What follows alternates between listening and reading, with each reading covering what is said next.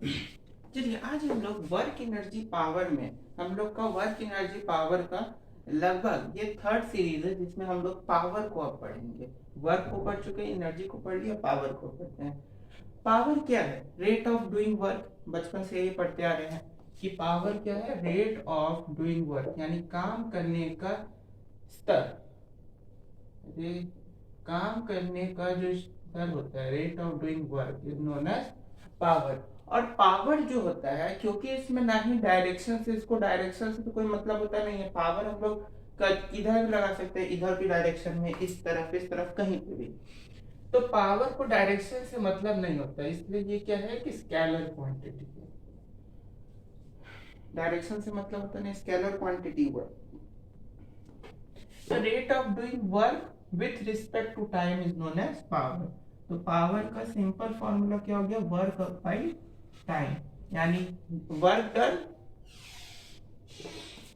Rate of doing work. यहाँ W क्या है? डब्ल्यू है तुम्हारा वर्क डन, और टी क्या है? टाइम। टी क्या है? टाइम। इसका यूनिट क्या होता है? वर्क का यूनिट होता है जूल, टाइम का यूनिट होता है सेकेंड इनवर्स, सेकेंड। तो इसका ऐसा यूनिट क्या हो गया? पावर का ऐसा यूनिट, ऐसा unit of power is joule second inverse. Joule second बोलो या वॉट बोल सकते हैं। इसी को हम लोग जो है जूल सेकेंड को हम लोग क्या बोलते हैं? वाट।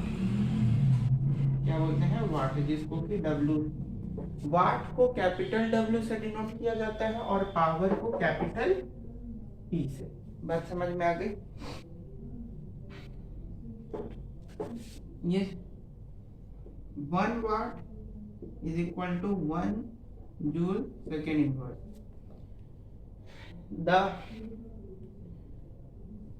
The work,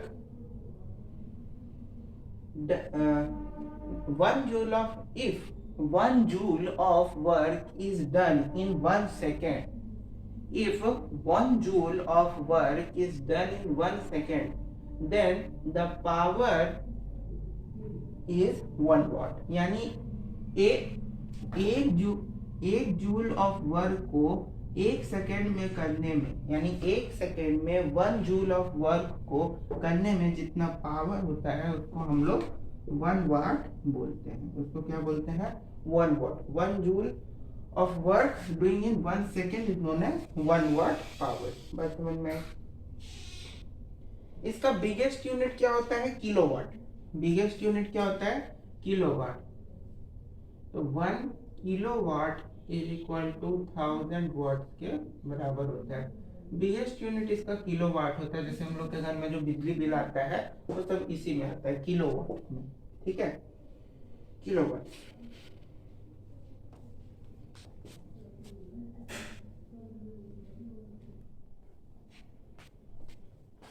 अच्छा, ये 1 किलोवाट इज इक्वल टू 1000 वाट। इसी को अगर हम लोग समय में बदल दें, यानी 1 kilowatt hour is equal to कितना हो जाएगा? 3.6 इंटू 10⁻6 जूल।